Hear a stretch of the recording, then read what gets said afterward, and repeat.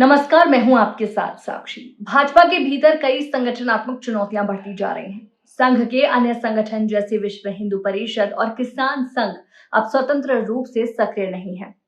Party ने इन संगठनों पर नियंत्रण कर लिया है और कई पुराने नेताओं को बाहर किया गया है। प्रधानमंत्री नरेंद्र मोदी पर विदेशी दबाव भी लगातार बढ़ रहा है। रूस अब भारत का मित्र नहीं रहा और चीन कभी दोस्त नहीं था।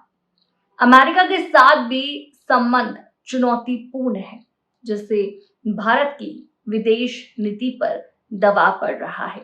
चलिए दिखाते हैं आपकी पूरी रिपोर्ट आपको, लेकिन उससे पहले आपको बता दें कि भाजपा के आंतरिक संगठन में भी जो स्थितियां हैं वो कमजोर होती हुई दिखाई दे रही हैं और सत्ता, संगठन और राज्यों में भी पार्टी की पकड़ को त्रिशूल के रूप में देखा जाता है, जिसमें सत्ता और संगठन के बीच संतुलन बनाए रखना जरूरी है, आवश्यक है। हाल ही में सत्ता तो भाजपा के पास है, लेकिन संगठन में संघ की अधिक भूमिका बढ़ती जा रही है। चलिए देखिए रिपोर्ट। प्रधानमंत्री नरेंद्र मोदी पर सबसे बड़ा दबाव अमेरिका की ओर से है। रूस अब भारत का मित्र नहीं रहा और चीन कभी दोस्त नहीं था। ऐसे में अंतर्राष्ट्रीय दबाव और विदेश नीति में विफलताओं के कारण मोदी को कठिनाइयों का सामना करना पड़ रहा है। इसके अलावा भाजपा के अंदर संगठनात्मक समस्याएं भी बढ़ती जा रही हैं। केपी मलिक के अनुसार 2014 और 2019 में मोदी को मिली भारी जीत अब 2024 में कमजोर स्थिति में बदल चुकी है। उनकी नीतियां, चाहे विदेश नीति हो, अर्थनीति हो या पार्टी की रणनीतियां, काफी हद तक विफल साबित हुई हैं। इसी वजह से मोदी बार बार संघ की तारीफ करते हुए नजर आ रहे हैं। विशेष रूप से संघ ने साफ कर दिया है कि पार्टी का नेतृत्व और संगठन अलग अलग होना चाहिए। सत्ता और संगठन को संभालने की जिम्मेदारी संघ खुद लेना चाहता है।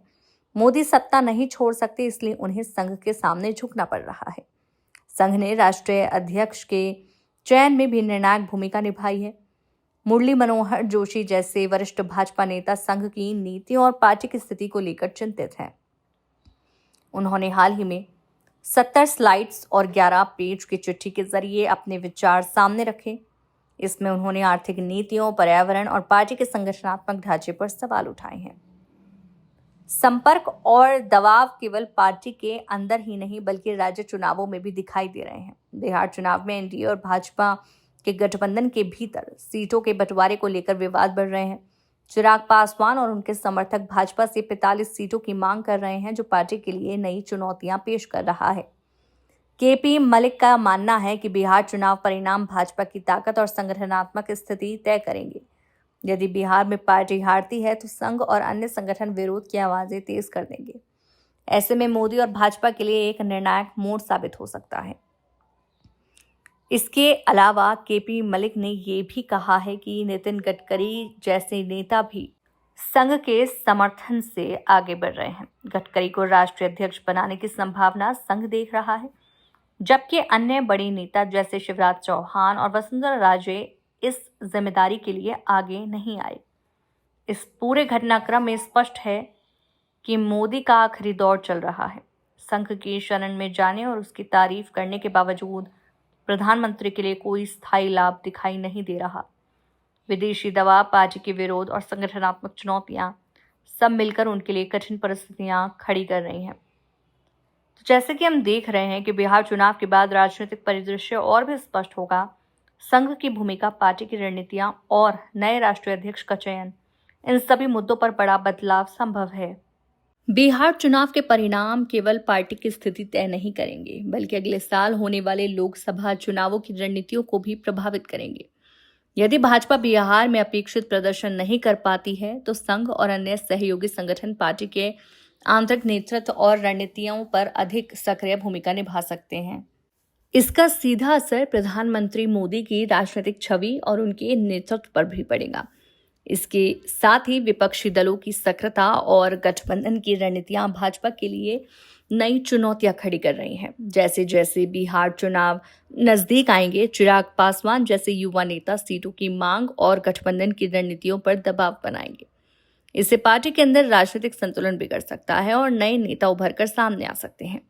राष्ट्रीय और अंतर्राष्ट्रीय दोनों ही स्तरों पर दबाव मोदी के लिए लगातार बढ़ रहा है।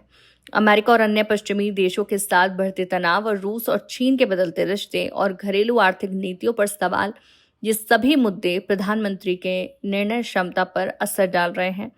राजनीतिक और संगठनात्मक दबाव के बीच संघ की सख्त नीतियां और स्पष्ट निर्देश मोदी के लिए चुनौतीपूर्ण साबित हो रहे हैं। इस समय भाजपा के भीतर संगठन और सत्ता के बीच संतुलन बनाना बेहद जरूरी है। संघ ने स्पष्ट कर दिया है कि सत्ता और संगठन अलग अलग हाथों में रहेंगे। सत्ता का संचालन प्रधानमंत्री के पास है, लेकिन संगठनात्मक नियंत्रण और राष्ट्रीय अध्यक्ष का चयन संघ करेगा।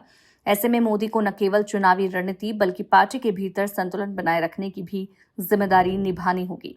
वर्तमान परिस्थितियों में ये भी देखा जा रहा है कि नए और अनुभवी नेताओं की सक्रियता बढ़ रही है।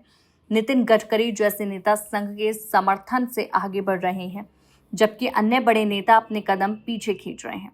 ये राजनीतिक स्थिति मोदी के नेतृत्व में भाजपा के लिए नए मोड़ का संकेत दे रही है। संक्षेप में, बिहार चुनाव भाजपा और मोदी के लिए निर्णायक साबित होगा। चुनाव परिणाम, संगठनात्मक संतुलन और संघ की भूमिका, इन सभी कारकों के आधार पर अगले साल की राजनीतिक दिशा तय होगी। फिलहाल मोदी और भाजपा के लिए सबसे बड़ी चुनौती ये है कि वो पार्टी के भीतर और बाहर दोनों स्तरों पर संतुलन बनाए रखें और आने वाले चुनावों में रणनीतिक स्थिति को मजबूती दें।